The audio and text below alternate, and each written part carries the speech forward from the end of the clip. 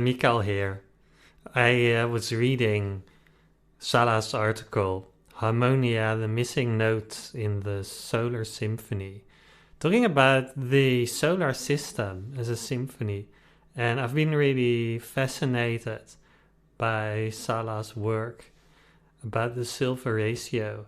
And actually all of his work, but in this article he mapped those frequencies of the planets to actual tones. And then I thought, can I make those tones into instruments as well? So just want to show you what I did when I played a bit with his Python script. You can see a little menu here with different options, and there are different interpretations using a variety of instruments. But the frequencies always remain the same. I'd like to start with an interpretation that's called simplicity.